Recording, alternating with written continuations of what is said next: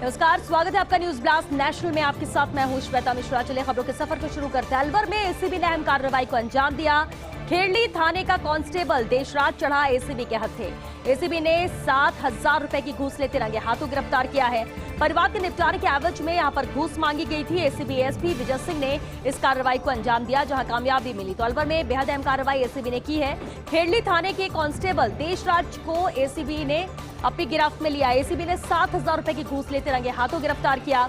परिवार के निपटारे की एवज में इसने घूस मांगी थी। एसीबी एसपी विजय सिंह ने इस कार्रवाई को अंजाम दिया, जहां 7,000 रुपए की घूस लेते रंगे हाथों गिरफ्त में लिया। एसीबी ने परिवार के निपटारे के एवज में ही यहाँ घूस की डिमांड की गई थी। 7,000 रुपए की रिश्वत की रकम यहाँ पर दी जा रही थी। खेड़ली थाने के कांस्टेबल देशराज एसीबी के हत्थे चढ़ा है। 7,000 रुपए की रिश्वत की रकम के साथ परिवार के निपटारे में ही के लिए ही इसने घूस की डिमांड की थी।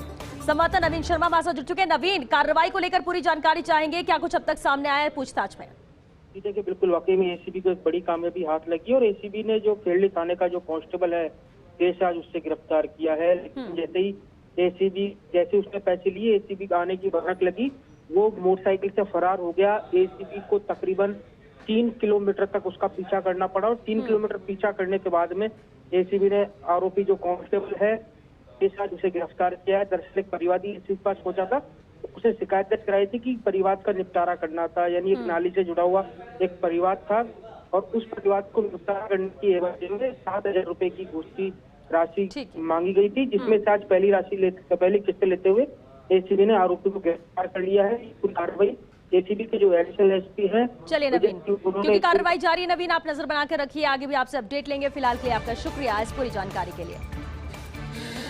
वरिष्ठ पत्रकार योगेश शर्मा की रिपोर्ट। सीपी जोशी सचिन पायलट की मुलाकात। आज पायलट पहुंचे थे सीपी जोशी के आवास पर पहुंचे। सीपी के भाई के निधन पर श्रद्धांजलि देने पहुंचे थे आवास, लेकिन सीपी के यहां क्यों गुपचुप रखा गया इस मीटिंग को, ये बेहद अहम सवाल है। मीटिंग को सार्वजनिक करने से क्यों बच रहे थे सीपी जोशी और सीपी के लोग? हालांकि बाद में पायलट कैंप से जुड़े लोगों ने इसे लेकर खुलासा किया। पायलट के सीपी के आवास पहुंचकर श्रद्धांजलि देने का यहाँ पर खुलासा किया। हालांकि पहले इसे बहुत ही गोपनीय तरीके से रखा जा रहा था। बेहद अहम जहां मुलाकात रही है सीपी जोशी और सचिन पायलट की मुलाकात थी। आज सचिन पायलट सीपी जोशी के आवास पहुंचे उनसे मुलाकात करने के लिए।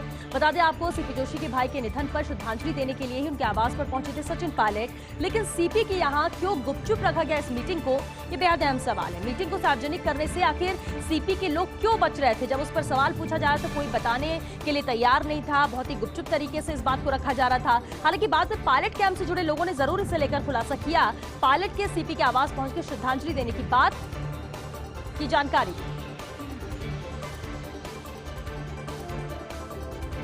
पाकिस्तान ने किया परमाणु मिसाइल गजनवी का परीक्षण। भारत के निर्भय क्रूज मिसाइल दागने के ठीक एक दिन बाद यह परीक्षण हुआ।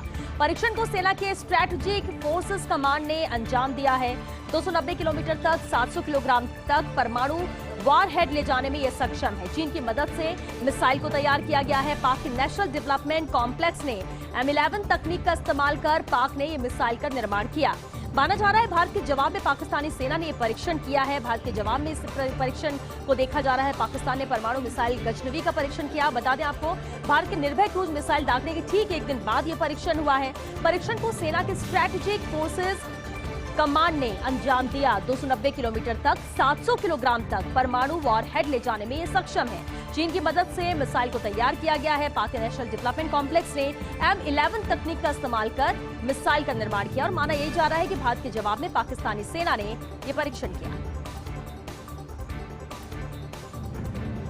उत्तर प्रदेश के कई जिलों में 600 से ज्यादा गांव बाढ़ प्रभावित है और इनमें करीब 110 गांवों का संपर्क बाकी स्थानों से कटा है। कई जगह गंगा और यमुना खतरे के निशान से ऊपर बह रही हैं। उत्तर प्रदेश में 24 घंटों में सामान्य से 154% ज्यादा बारिश हुई है। राज्य में 24 जिलों के 605 गांवों में बाढ़ के हालात बने हुए हैं। प्रयागराज, गाजीपुर, हमीरपुर सबसे ज्यादा यहां पर प्रभावित हुआ है। बाढ़ के हालात यहां पर बने हुए हैं। उत्तर प्रदेश के कई जिलों में 600 से ज्यादा गांव हैं जो बाढ़ प्रभावित हैं। इनमें करीब 110 गांवों का संपर्क बाकी स्थानों से कटा हुआ है और कई जगह गंगा और यमुना खतरे के निशान से ऊपर बह रहे हैं। उत्तर प्रदेश में अगर पिछले 24 घंटों की बात की जाए तो सामान्य से 154% ज्यादा बारिश हुई। राज्य में 24 जिलों के 605 गाँव में बाढ़ के हालात हैं। प्रयागराज, गाजीपुर, हमीरपुर सबसे ज्यादा प्रभावित है।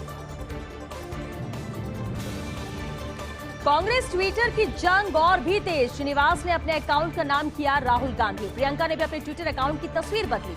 वहीं राजस्थान के 3 नेताओं के ट्विटर हैंडल लॉक हुए हैं। राजस्थान पीसीसी का ऑफिशियल अकाउंट भी लॉक किया गया।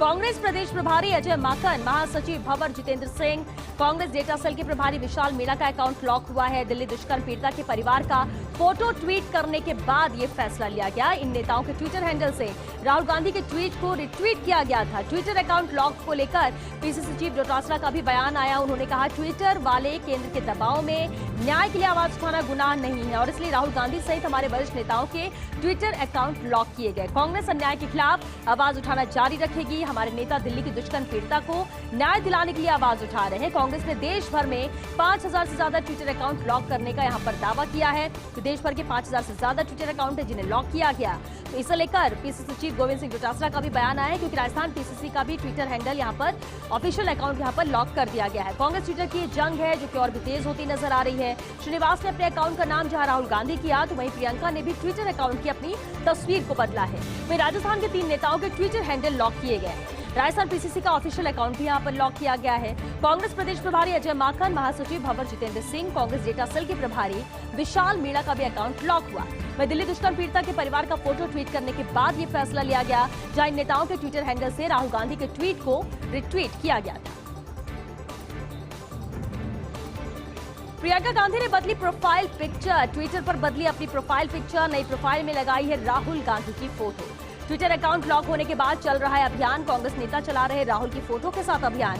कांग्रेस के कई नेताओं ने अपनी प्रोफाइल पिक्चर यहां पर बदली है। अपनी प्रोफाइल पिक्चर की जगह राहुल गांधी की तस्वीर लगाई गई है। प्रियंका गांधी ने भी अपनी प्रोफाइल पिक्चर बदली है और ट्विटर पर अपनी प्रोफाइल पिक्चर की जगह उन्होंने नई प्रोफाइल लगाई है राहुल गांधी की फोटो। ट्विटर अकाउंट लॉक होने के बाद अब ये अभियान कांग्रेस में चल रहा है। कांग्रेस नेता राहुल की फोटो के साथ ये अभियान चला रहे हैं। कांग्रेस के कई नेताओं ने अपनी प्रोफाइल पिक्चर बदली है।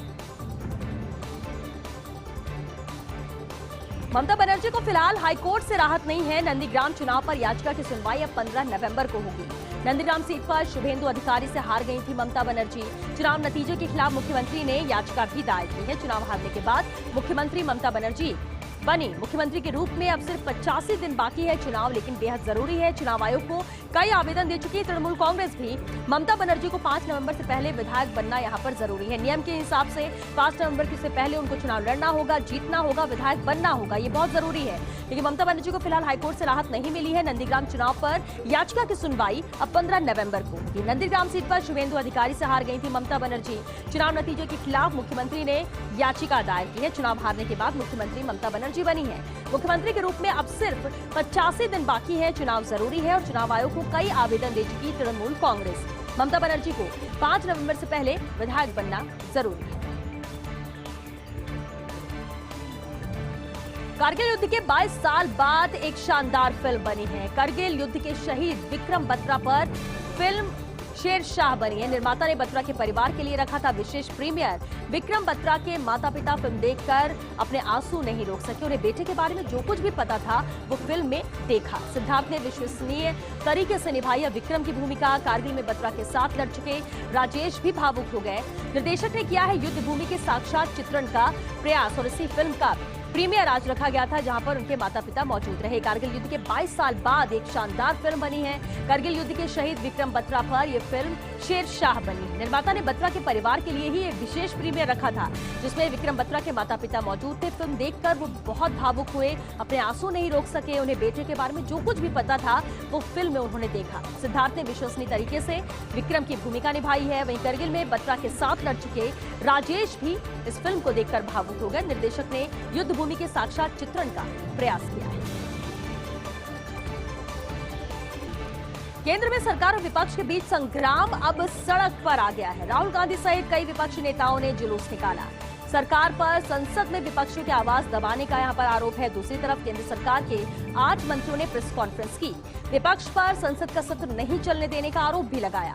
पीयूष गोयल, प्रहलाद जोशी, अनुराग ठाकुर, धर्मेंद्र प्रधान, मुख्तार अब्बास नकवी, मुरलीधरन, अर्जुन मेघवाल, भूपेंद्र यादव विपक्ष के खिलाफ प्रेस कॉन्फ्रेंस में शामिल थे। वहीं मंत्रियों ने विपक्ष के व्यवहार को लोकतंत्र के खिलाफ यहां पर बताया कि जिस तरह का विपक्ष का व्यवहार नजर आ रहा है वो लोकतंत्र के खिलाफ है। तो केंद्र में सरकार और विपक्ष के बीच अब संग्राम सड़क पर आ चुका है और ये तस्वीरें आज नजर भी आई। राहुल गांधी सहित कई विपक्षी नेताओं ने जुलूस निकाला।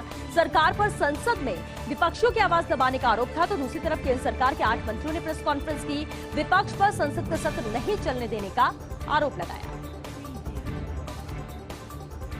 राज्यसभा के सभापति वेंकैया नायडू ने ली बैठक। राज्यसभा सचिवालय के अधिकारी के साथ ये बैठक हुई है। सूत्रों के हवाले से खबर मिल रही है, सदन में कल हुए हंगामे को लेकर भी जानकारी ली गई। बाहर से कोई सुरक्षा अधिकारी नहीं बुलाया गया था। हंगामे की वजह से 42 मार्शल राज्यसभा पहुंच गए थे। सूत्रों के हवाले से यह खबर मिल रही है। राज्यसभा के सभापति वेंकैया नायडू ने अहम बैठक ली है। राज्यसभा सचिवालय के अधिकारी के साथ ये बैठक थी।